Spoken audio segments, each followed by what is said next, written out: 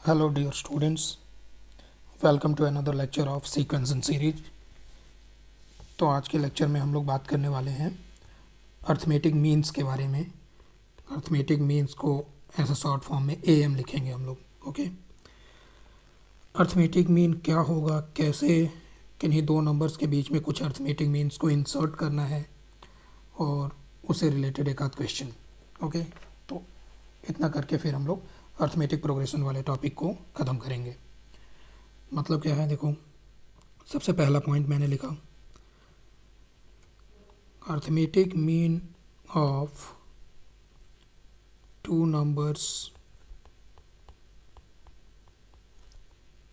A and b is a plus b upon two. कोई भी दो नंबर ए और बी के बीच में जो अर्थमेटिक मीन होगा वो ए प्लस बी बाई टू होगा। मतलब क्या है कि अगर मेरे पास ये दो नंबर लिखे हैं ए और बी, इसके बीच में एक ऐसा नंबर मैं यहाँ पे रख लूँ ए और बी के बीच में, ताकि ये जो पूरा सीक्वेंस बने ये एक अर्थमेटिक प्रोग्रेशन बन जाए। तो ऐसे में फिर ये वाला जो नंबर होगा ये कहलाएगा अर्थमेटिक मीन। तो ओके, तो इसका मतलब अगर मैंने यहाँ पे ए प्लस बी अपॉन टू रख लिया तो अब ये पूरा जो सीक्वेंस है ये एक अर्थमेटिक प्रोग्रेशन बन चुका है। ठीक, तो अर्थमेटिक मीन का यही मतलब है। अब ये तो बात हो गई दो नंबर्स के बीच में एक अर्थमेटिक मीन रखने का। ओके, ऐसे ही हम लोग, जैसे अगर मैं बोलूँ फॉर एग्जांपल से 2, 4, 6, 8, 10, 12, ये एक अर्थमेटिक प्रोग्रेशन है। ठीक, पहला टर्म इसका 2 है, कॉमन डिफरेंस भी 2 है। तो जैसे ये 2 और 12 की बात करें, इनके बीच में मैंने ये चार नंबर लिखे हुए हैं।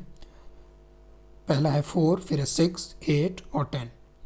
तो ये जो 4 नंबर्स हैं, 2 और 12 के बीच में जब इन 4 नंबर्स को रखा गया तो ये पूरा सीक्वेंस जो है वो अर्थमेटिक प्रोग्रेशन बन गया। इसलिए ये चार नंबर्स कहलाए 4 arithmetic means.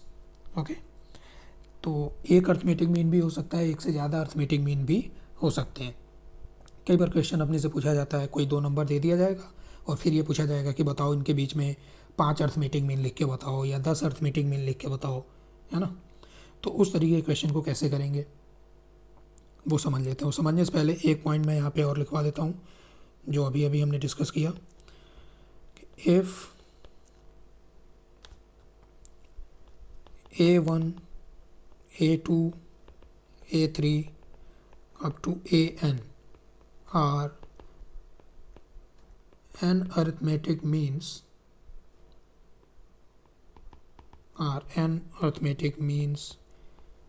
between the numbers say A and B, ठीक है, then sequence A, A1, A2, A3, AN और आखिरी में B form an arithmetic progression. ठीक है, ये बात हमने लिखा है कि कोई दो नंबर ए और बी के बीच में अगर अर्थमेटिक मीन्स इंसर्ट कर दिया जाए तो पूरा जो सीक्वेंस बनेगा वो एक अर्थमेटिक प्रोग्रेशन कहलाएगा। तो अब हमें यही समझना है कि कैसे इन अर्थमेटिक मीन्स को डिटरमाइन करें। मान लो क्वेश्चन में पूछ दिया कि 10 अर्थमेटिक मीन किन्हीं नंबर्स के बीच में लिख के बताओ, तो वो कैसे कैलकुलेट किया जाए। ठीक, तो मैं टॉपिक का नाम लिख देता हूँ, to insert n arithmetic means between A and B। ठीक है, ये टॉपिक आ गया मेरा। तो चलो मान लेते हैं कि A1, A2, A3 up to AN, ये जो है ये n अर्थमेटिक मीन्स हैं किसके बीच में, A और B के बीच में। इसका मतलब ये हुआ जो अभी अभी हमने पढ़ा, A, A1, A2, A3 कहाँ तक, B तक, ये जो सीक्वेंस बना ये क्या बन गया, अर्थमेटिक प्रोग्रेशन बन गया। सही है। अच्छा, अब अगर मैं तुमसे पूछूं कि इस पूरे अर्थमेटिक प्रोग्रेशन में नंबर ऑफ टर्म्स कितने लिखे हैं ये देख के बताओ तो क्या बोलोगे। अगर यहाँ से A1 से AN की बात की जाए तो N तो नंबर यही हो गए, फिर स्टार्टिंग में एक नंबर है, लास्ट में भी एक नंबर है, तो टोटल नंबर ऑफ टर्म्स जो है that is N+2। Fair enough, I hope यहाँ तक सब क्लियर है आपका। अब देखो टोटल नंबर ऑफ टर्म पता चल गया, पहला टर्म ऑलरेडी गिवन है ए है। अगर मुझे इस अर्थमेटिक प्रोग्रेशन का कॉमन डिफरेंस पता चल जाए तो इस अर्थमेटिक प्रोग्रेशन के बारे में हर एक जानकारी हम लोग बता सकते हैं। पहला टर्म और कॉमन डिफरेंस अगर पता चल जाए तो जो मर्जी बता सकते हैं इस वाले अर्थमेटिक प्रोग्रेशन। कोई भी नंबर ऑफ टर्म पूछ ले, है ना, 10th टर्म पूछ ले, 20th टर्म पूछ ले, या कोई अर्थमेटिक मीन पूछ ले, या sum of certain number of terms पूछ ले, कुछ भी बताया जा सकता है प्रोवाइडेड मुझे पहला टर्म और कॉमन डिफरेंस पता हो। तो अब मैं कॉमन डिफरेंस के बारे में सोचूंगा कि कॉमन डिफरेंस कैसे कैलकुलेट किया जाए।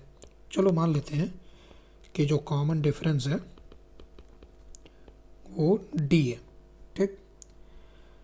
तो अगर मैं लिखूं N+2th टर्म, N+2th टर्म क्या दिख रहा है ऊपर सीक्वेंस में देख के बताओ, बी है, ठीक।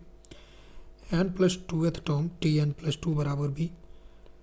nth टर्म का फार्मूला आई होप तुम्हें याद होगा, होता है पहला टर्म प्लस नंबर ऑफ जो टर्म की बात हो रही है उसमें से क्या करते हैं -1 इंटू क्या होता है कॉमन डिफरेंस, वो कितना आ गया बी के बराबर, ए प्लस ब्रैकेट में आ गया 2 - 1 = 1 इंटू डी बराबर बी। यहाँ से देखो N+1 इंटू डी बराबर क्या हो गया B - A, ठीक। फिर यहाँ से डी का वैल्यू क्या निकला B - A/N+1। इसको एक फॉर्मूले के तरीके से तुम याद रख लो। कैसे, last term minus first term upon जितने number of arithmetic mean insert करने हैं उसमें एक ज़्यादा करके N+1, नंबर ऑफ मीन्स +1, ठीक। तो इस वाले फॉर्मूले से क्या हो जाएगा, मेरा कॉमन डिफरेंस निकल आएगा, और कॉमन डिफरेंस एक बार निकल गया तो वहाँ से मैं पहला अर्थमेटिक मीन लिख सकता हूँ A1 जो कि है फर्स्ट अर्थमेटिक मीन, वो क्या हो जाएगा A+D हो जाएगा, ठीक। अगर मैं लिखूँ A2 जो कि मेरा सेकंड अर्थमेटिक मीन है तो वो A+2D हो जाएगा। इसी तरीके से अगर मैं लिखूँ nth अर्थमेटिक मीन तो वो A+N इंटू डी हो जाएगा, ठीक। यहाँ पर कुछ लोग कंफ्यूज हो गए होंगे कि ये A1 बराबर A+D कैसे हो रहा है। तो बेटा ये जो A1 है ये पहला अर्थमेटिक मीन है, ये अर्थमेटिक प्रोग्रेशन का पहला टर्म नहीं है। देखो यहाँ पे अर्थमेटिक मीन का पहला टर्म तो कौन है, ए है, ठीक है। तो इस ए में जब डी ऐड किया तो मुझे A1 मिला, फिर आगे फिर से +D किया तो A2 मिला। इस तरीके से मैंने यहाँ पे लिख रखा है, ठीक। तो अब मान लो मेरे से ऐसा क्वेश्चन पूछा गया कि राइट, मान लो कोई 5 अर्थमेटिक मीन्स बिटवीन 7 and 25, 7 और 25 के बीच में 5 अर्थमेटिक मीन लिखो।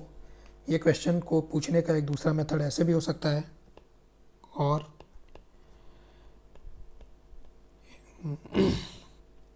क्वेश्चन पूछने का एक दूसरा तरीका ऐसे भी हो सकता है, insert 5 numbers between 7 and 25 such that the sequence formed is an arithmetic progression, ठीक। दोनों क्वेश्चन का मतलब एक ही है। कैसे करेंगे, चलो पहला टर्म क्या है 7, कितने अर्थमेटिक मीन लिखने हैं 5 लिखने हैं, तो A1 A2 A3 A4 और A5 बोल दिए, सही है। आखिरी टर्म कितना है 25, मुझे ये A1 A2 A3 A5 का वैल्यू बताना है।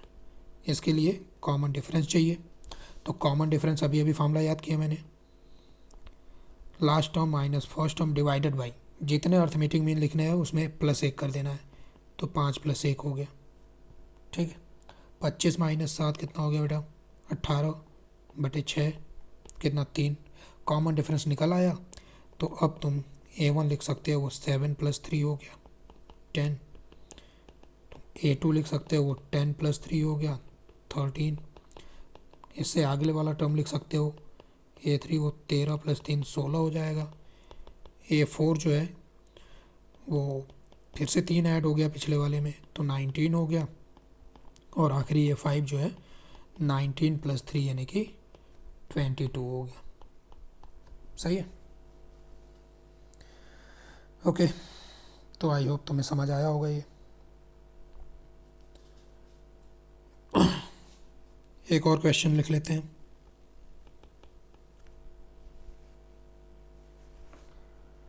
ठीक है, क्वेश्चन है बिटवीन 1 and 31,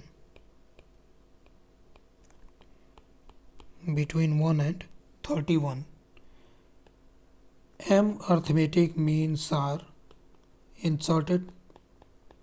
1 और 31 के बीच में m arithmetic mean इंसर्ट कर रहे हैं, सो दैट इस प्रकार कि the ratio of 7th and m-1th arithmetic mean is 5:9। तो हमें क्या करना है, इसे m का वैल्यू बताना है। ठीक, 1 और 31 के बीच में हमने क्या किया, m अर्थमेटिक मीन लिखा, A1 A2 A3 कहाँ तक, बीच में कहीं A7 आया होगा, AM आया होगा, AM से पहले A-1 आया होगा। ठीक है, 1 और 31 के बीच में हमने ये m अर्थमेटिक मीन इंसर्ट किए। अब सवाल ये है कि m का वैल्यू बताओ, और गिवन क्या है? गिवन है कि जो 7th अर्थमेटिक मीन है वो m-1 अर्थमेटिक मीन से जब डिवाइड कर रहे हैं, मैंने रेशियो कैलकुलेट कर रहे हैं, तो वो कितना आता है 5/9 के बराबर। ये वाली बात दी हुई है। अब देखो बेटा, 7th अर्थमेटिक मीन हो चाहे कोई भी अर्थमेटिक मीन हो, वो तो मुझे तभी मिलेगा ना जब मेरे पास क्या है, कॉमन डिफरेंस। और कॉमन डिफरेंस का फॉर्मूला क्या होता है, last term minus first term divided by कितने अर्थमेटिक मीन इंसर्ट कर रहे हैं, दैट नंबर प्लस 1। तो यहाँ से कॉमन डिफरेंस 30/m+1 आ गया। सही, अब इसी का यूज कर लेता हूँ मैं। तो A7 लिखूँगा मैं, A7 पहला term that is 1 + 7 × D divided by AM-1 लिखूँगा first term plus m-1 × D equal to कितना, 5/9। सही है, अगेन कोई कन्फ्यूजन तुम्हें नहीं होना चाहिए कि कैसे मैंने A7 का वैल्यू 1 + 7D लिखा, क्योंकि A7 जो है ये वाला टर्म बेसिकली ये पूरे सीक्वेंस का 8वां टर्म है। ओके, तो अब D का वैल्यू गिवन है, D का वैल्यू सब्स्टिट्यूट करो, 1 + 7 × 30/m+1 upon 1 + m-1 × 30/m+1 equal to 5/9। सही है, अब इसको तुम सॉल्व करना। ये पूरा इक्वेशन बन गया m में। थोड़ा और सिंप्लीफाई कर देता हूँ मैं, m+1 + 210 divided by m+1 + 30m-30, बाकी तो m-1 डिनोमिनेटर से कैंसिल हो गया, अपॉन इक्वल टू 5/9। अब इसको तुम खुद सिंप्लीफाई करना।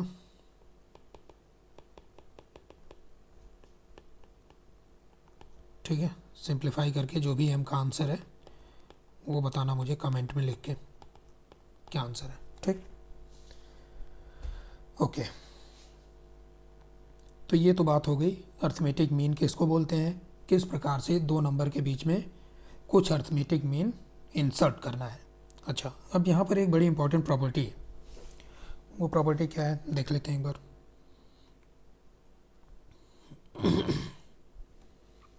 तो ऐसे एक नोट लिख लो। नोट ये है कि अगर मैंने ए और बी के बीच में एन अर्थमेटिक मीन इंसर्ट किए, कितने arithmetic mean? N arithmetic means. तो इन एन अर्थमेटिक मीन्स का जो सम होगा, sum of n arithmetic means between a and b, ये होगा n times single arithmetic mean between a and b, that is a और बी के बीच में सिंगल अर्थमेटिक मीन क्या होगा? ए प्लस बी बाई टू। तो ये एक बड़ी इंपॉर्टेंट प्रॉपर्टी है।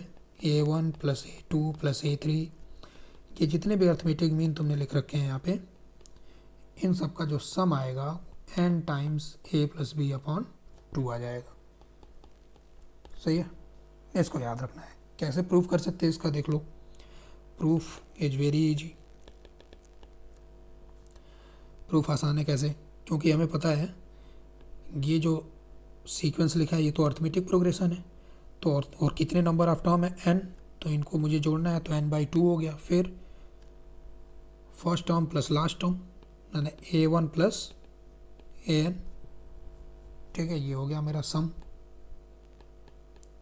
ठीक है, दिस इम्प्लाइज दैट सम बराबर n अपॉन टू।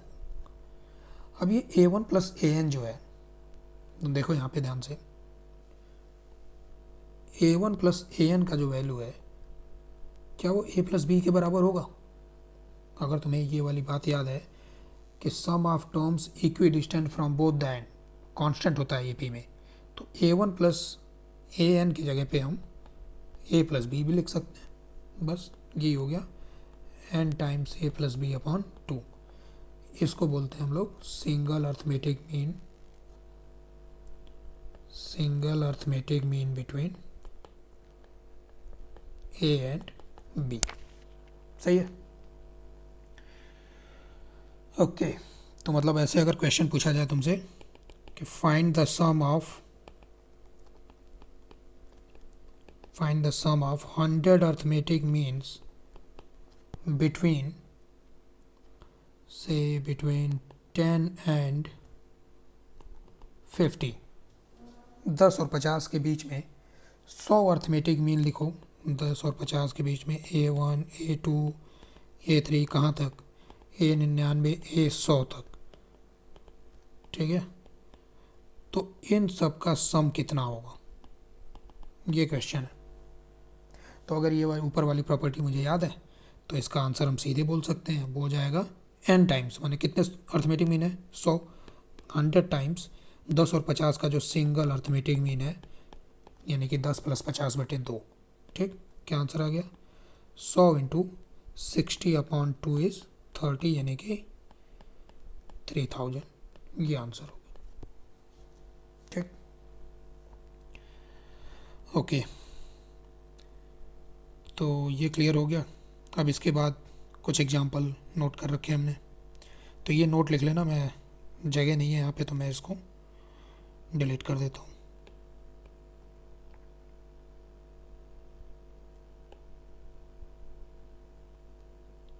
ठीक,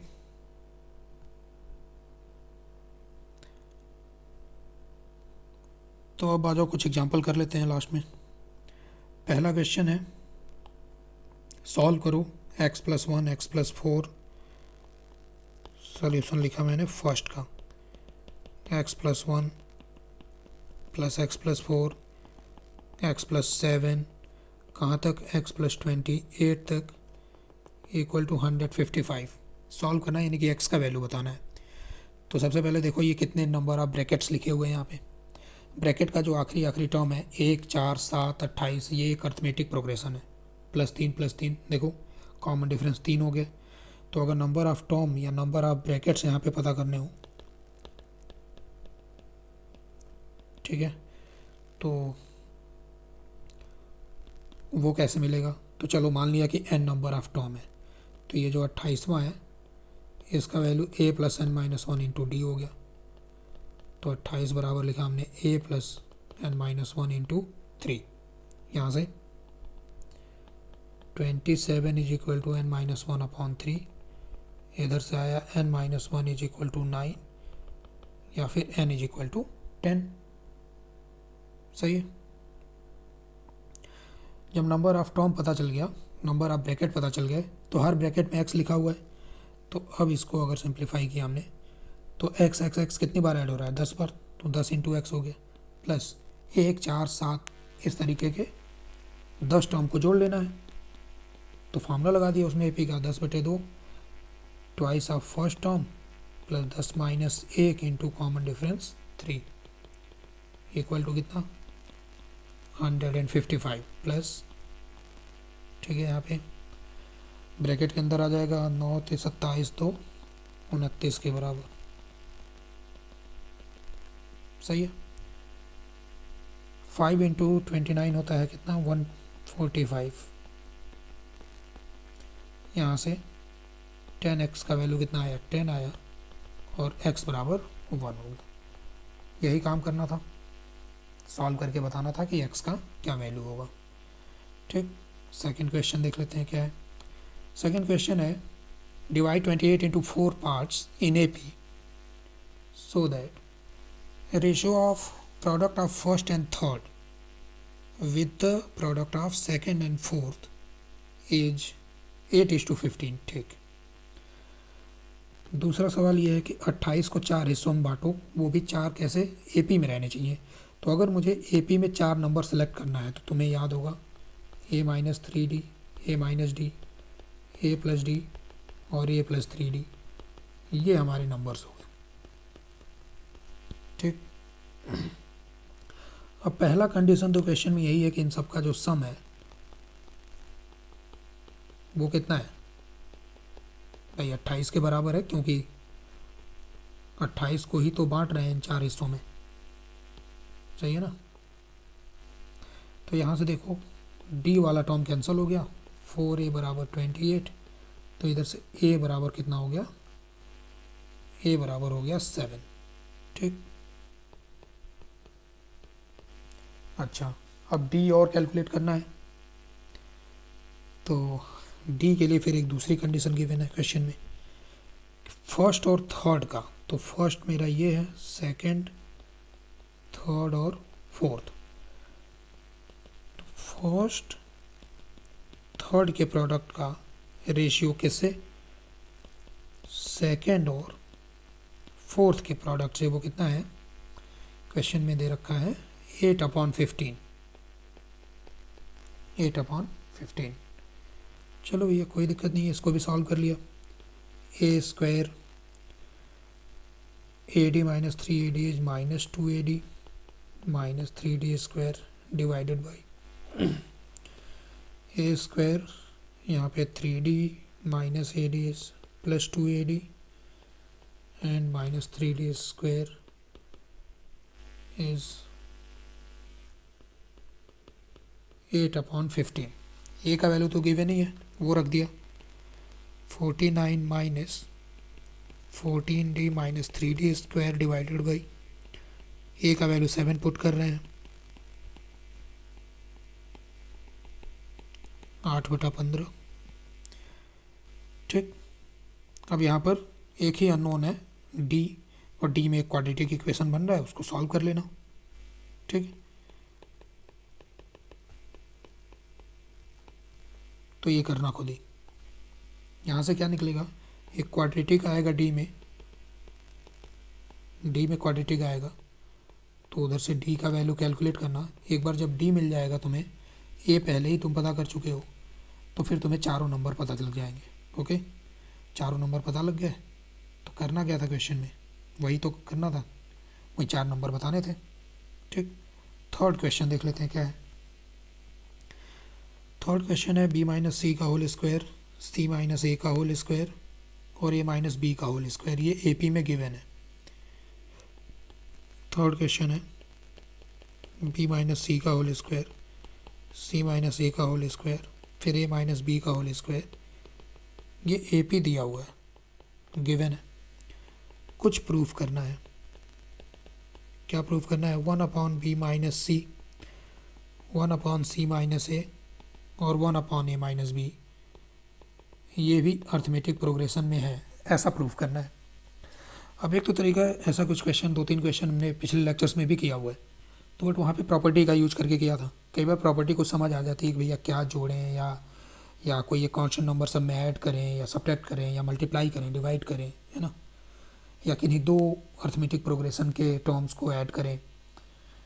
तो ये सब करने से जो रिजल्टिंग सीक्वेंस बनता है वो भी एपी होता है। बट कई बार क्या होगा कि प्रॉपर्टी क्या लग रहा है क्या नहीं लग रहा है वो समझ नहीं आएगा। तो फिर जो हमारा बेसिक मेथड है वो बेसिक मेथड से स्टार्ट करेंगे। बेसिक मेथड ये है कि अगर कोई भी 3 नंबर को अर्थमेटिक प्रोग्रेशन में प्रूफ करना है तो सेकंड माइनस फर्स्ट टर्म बराबर होना चाहिए थर्ड माइनस सेकंड टर्म के। तो ये जो प्रूफ करना है इसका मतलब ये भी है कि ये second term minus first term, ठीक है, ये बराबर होना चाहिए third term minus second term के। ठीक, अब इसका क्या मतलब हुआ भाई, तो इसको थोड़ा सिंप्लीफाई करना पड़ेगा। b minus c plus a divided by c minus a into b minus c equal to c minus a plus b upon a minus b into c minus a. ठीक, c और a आपस में बराबर तो है नहीं, c minus ए ऐसे cancel हुआ, फिर क्रॉस मल्टीप्लाई कर लो तो a minus b times b minus 2c plus a बराबर b minus c times c minus 2a plus b. कहीं ना कहीं ये वाली बात अपने को प्रूफ करनी है। और क्या गिवन है, जो गिवन है वहीं से स्टार्ट करना पड़ेगा। तो गिवन क्या है, b माइनस सी का whole square comma c minus a का whole square and a minus b का होल स्क्वायर किस में है, ये अर्थमेटिक प्रोग्रेशन में। इसका मतलब तो ये भी हुआ ना कि second term minus first term बराबर है किसके, third term minus second term के। ठीक, अच्छा, x square minus y square का फॉर्मूला लगा दो, c minus a plus b minus c minus a minus b plus c बराबर a minus b plus c minus a into a minus b minus c plus A.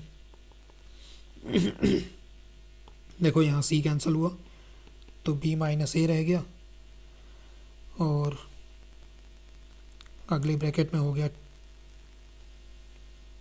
Minus a plus 2c minus B बराबर, यहाँ a cancel हुआ तो c minus B आ गया और minus b plus 2a minus c हो गया। ठीक, इस ब्रैकेट से माइनस कॉमन निकाल के यहाँ मल्टीप्लाई कर दो और यहाँ से माइनस कॉमन निकाल के यहाँ मल्टीप्लाई कर दो तो a minus b into a minus 2c plus b बराबर b minus c into b minus 2a plus c. ये था, देखो तुम ध्यान से देखो, तो यही तो प्रूफ करना था अपने को, प्रूफ हो गया ऑटोमेटिकली। तो जब प्रॉपर्टी कहने का मतलब समझना है तो फिर ये बेसिक मेथड है कि अगर कोई भी 3 नंबर को अर्थमेटिक प्रोग्रेशन में प्रूफ करना है तो अल्टीमेटली मैं लिख देता हूँ यहाँ पे, to prove any 3 terms in AP prove that